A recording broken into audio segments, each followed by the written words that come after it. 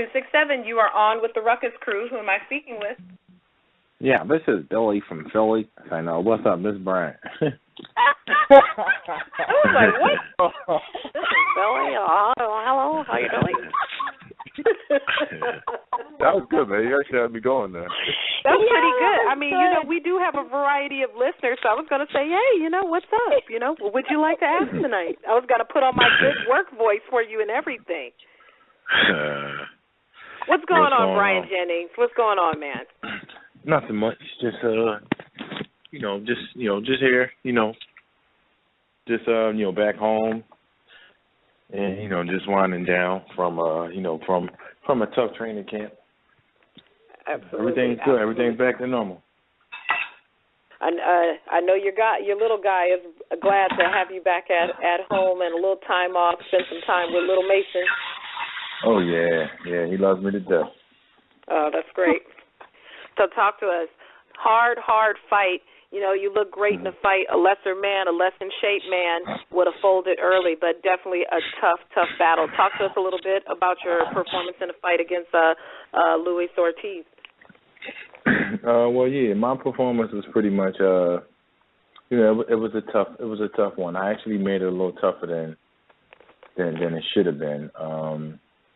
Everybody's used to seeing me, come out and take the first few rounds off to try to figure out a guy, or try to have him, follow me. But, I actually went straight in, and that was actually my first mistake.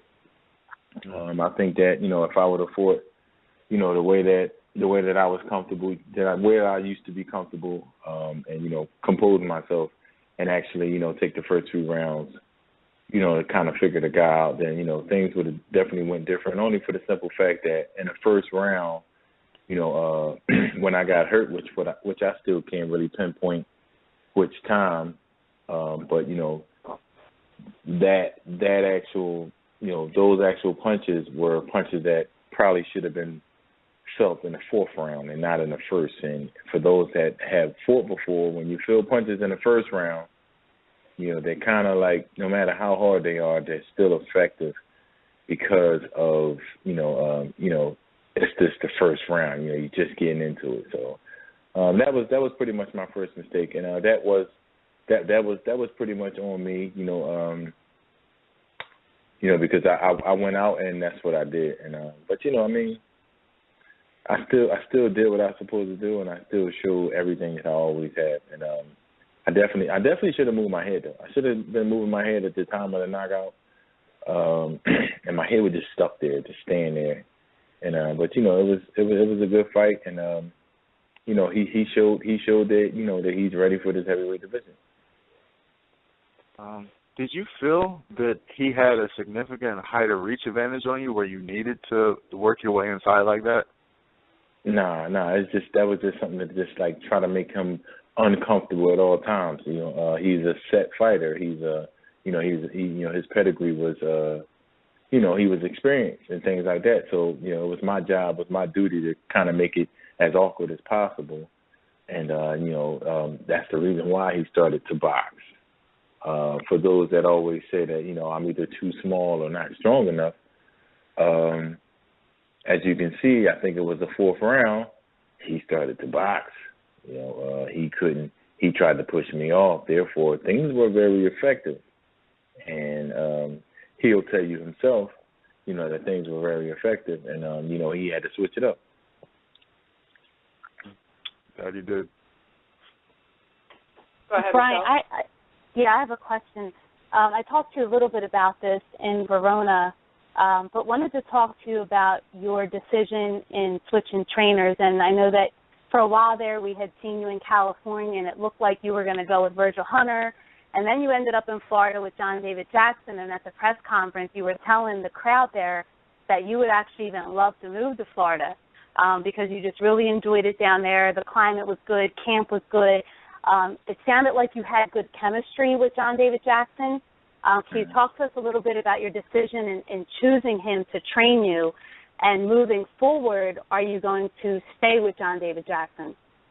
Well, the initial reason for me choosing John was was actually because of my lawyer actually. My lawyer and my manager, they came up with the decision, to try to, just try him out. And as you know, I tried him out and, I liked him. I know that, just about any person or just about any experience or any known trainer probably could have done the job. And the only thing I was looking for was just something different to try to, just to try to, not to compare trainers, but just to see, just to try to get something new, just try to, just try to work on different things. So, the camp was definitely good, and it's just tough for John to pretty much have such a battle, his first fight with his new fighter. Mm-hmm. And Ortiz was just a fight that that John didn't want in the first place. But HBO pretty much, they came back with it again, and I think I was the closest person to even be thought of to be accepted in that fight. So that's why they came back. And, they made it worth the while, and, that's why the fight was made. But, the camp for the fight was pretty good. I just think it was small mistakes that was made in the fight that cost me the fight. But, other than that, I think that the teachings and the training, ability of John David Jackson was pretty good. And I would definitely like to continue. Only for the majority for the simple fact that we didn't have much time to prepare for anything, so so we can't really put this loss or this loss of this such in John's hands, because at the end of the day, I'm the fighter. I did make the mistakes. I was being told certain things. And it's not just one person's fault. It's a team thing anyway. And we just didn't succeed. Saturday, and but it's not nobody's fault.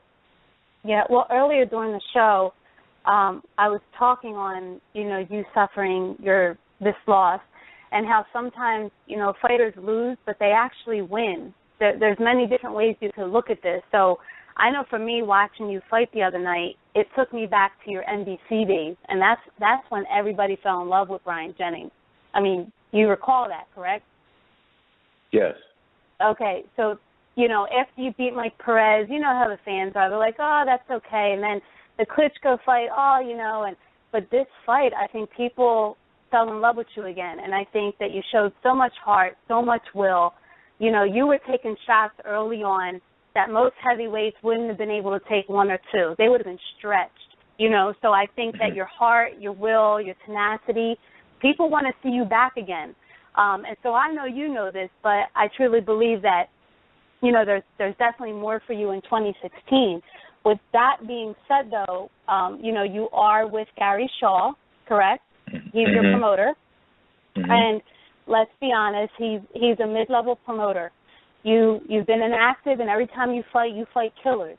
You haven't really gotten tune-ups, cupcakes. You haven't gotten any showcases. So how difficult is that going to be for you next year to maybe try to get a couple showcases in before you just get back in there with another killer?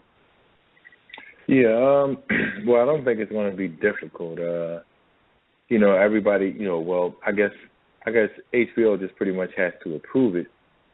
HBO have in the past been, pretty strict about, who they want on their network, because they only like to put on good fights. So if the fight isn't, worthy, then I don't think they would accept it.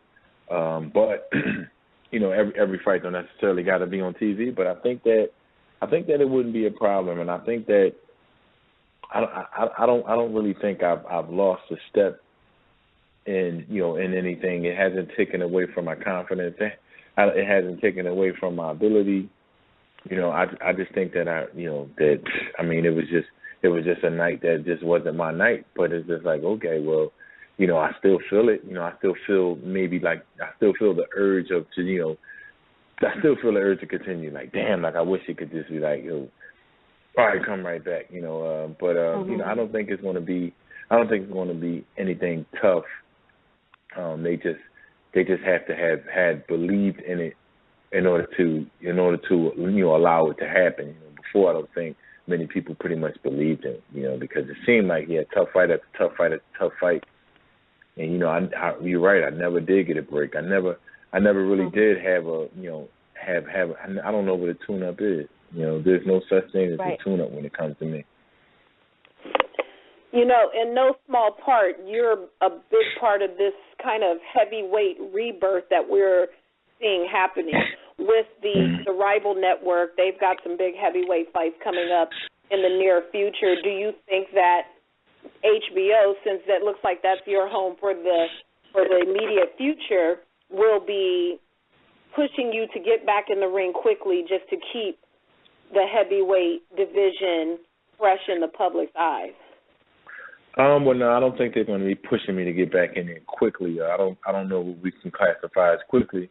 I was served a 60-day suspension, due to due to the stoppage, which would be fine for me, But yeah, I don't know the urge. I wouldn't want to know the urge right now because that'll only make me a little more anxious. But I just plan to get right back. Period. Just be comfortable, do what I do, and one thing I did learn in this fight is that I can pretty much trust my own, trust myself a lot more. I know I'm hard-headed. My trainers will tell you I'm very hard-headed, but there's going to be a reason why I continue to be hard-headed. Because it's some things that I allowed to happen or that I allowed to be, persuaded to it. Like I told you it wasn't going to happen. I told you it wasn't going to go right this way. I told you this, and that. But it's not within the training. It was just in the outside with with people that that I would actually look to for certain things. And they came up with certain suggestions, and it was like, okay, well, we're gonna see, and my way was definitely the better way, and so I'm definitely planning to be back in my comfortable bag, doing what I do best. All right. B.Y., you said that you felt comfortable with John David Jackson and you would like to work with him again in the future. Can you tell us why he wasn't at the post-fight press conference with you? I don't know why he wasn't at the post-press conference. I didn't really even want to go, but Jay told me, yeah, B, you should go, and I'm like, all right, cool, say no more, because as I said, do I have to go? That's my. I never lost in that manner, so people could probably understand why I wouldn't want to go. But right. but yeah, I don't know why he wasn't there. He probably didn't want to be faced with, he probably felt the same way I felt. But I was the fighter. They wanted to see me. I didn't even realize he wasn't even in there. I still didn't realize he wasn't there. But I had to be there. They wanted to ask me questions, and he probably wasn't prepared to be answering questions and such because, it's a trainer thing. It's just like, okay, this guy beat my fighter, this and that. And, this guy beat my fighter, this and that. And it's just like, he probably didn't want to answer those type of questions. So therefore, he probably just didn't come. I don't know why he didn't come. There probably is maybe no real reason why he didn't come. Okay.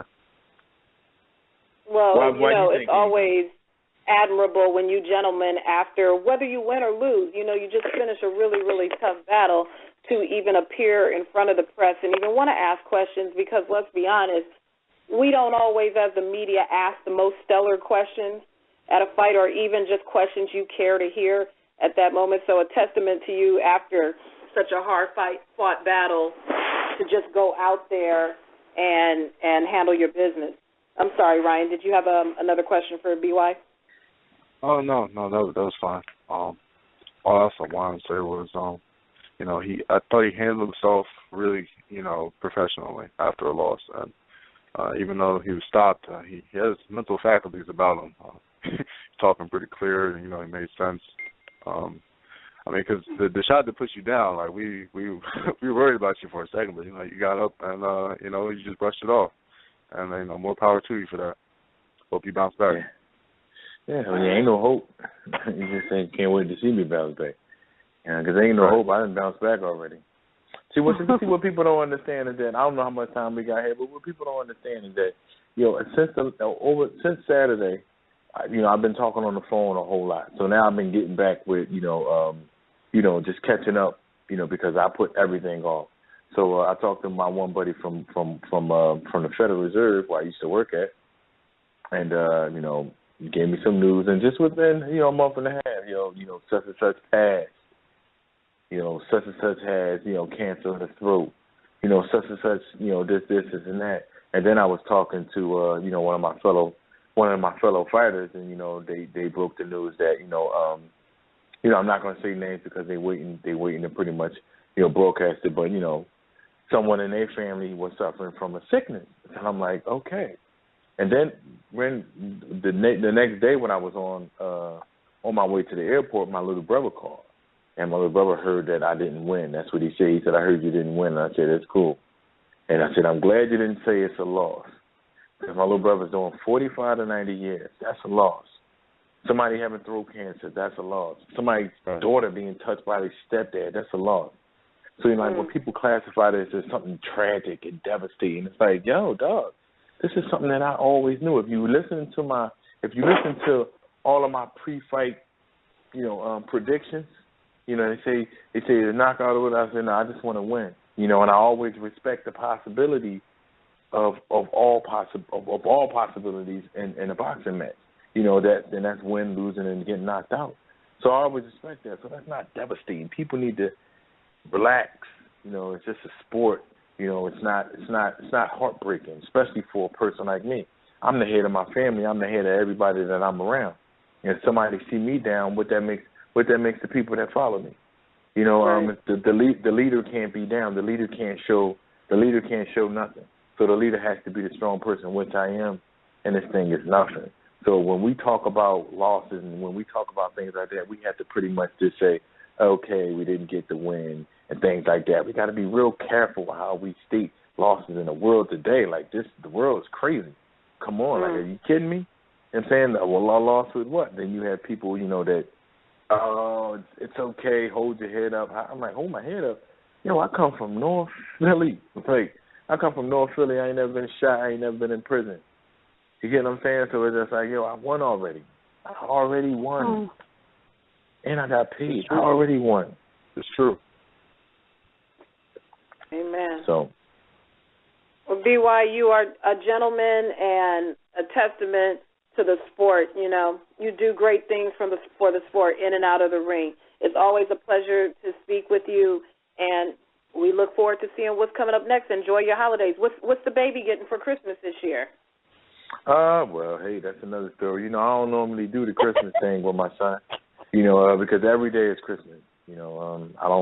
I never want to be forced into just one day, because it's nothing but the market, this American market, and they want you to go out and do all that and say Santa Claus got you these stuff, and so now we giving credit to a Santa Claus when Daddy did all the work, So it's just like you know what, all of that stuff is it's over with, It may have worked, back in the 60s, 70s, and 80s. The world is too wide open now. It's too much information being passed. There's too many things being figured out, for people to really still be wrapped up into some doggone Santa Claus and Christmas gifts and stuff like that. Get together with the family, use it as a day to just, get together and, give hugs and just be together, be a family. But all that other stuff, all that traditional stuff, break that tradition because there's too much information out here and we know the real deal. So why are we even entertaining it? That's right. B.Y., you always got something deep to say. I mean, it's real. You know what I'm saying? I mean, I'm living. I'm here on Earth. You get what I'm saying? So when somebody asks what's in my brain, I'm going to tell you what's in my brain.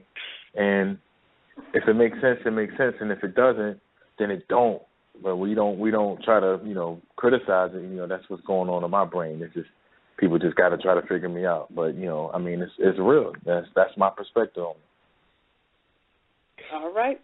All right, B.Y. Well, you enjoy this time off with your family. Have some tofu for us and some kale. Yeah, no. Yeah, I know I'm a tough cookie. It's like, well, dang, what did this guy do? What can we get this guy to do? God doggone it. We can't say chicken. We can't say turkey around this dude. We can't say go turn up. They say, well, man. We gonna have some soy stuff, beetroot, and all of that. I ain't heavy on the soy. You know, soy got a lot of estrogen in it. You know what I'm saying? I don't need to be walking around with no titties or whatever. So you know, I'm real light on the soy. You know, I'm real light on the soy. Yeah. I'm real light on the soy. So my diet is pretty much, it's not soy free, but it's soy less. Oh, okay. Well, you enjoy that roasted rice cake, and we're gonna catch you in the 2016. All right. All right. Take care, BY. All right. Take care. Peace. Yeah. Well.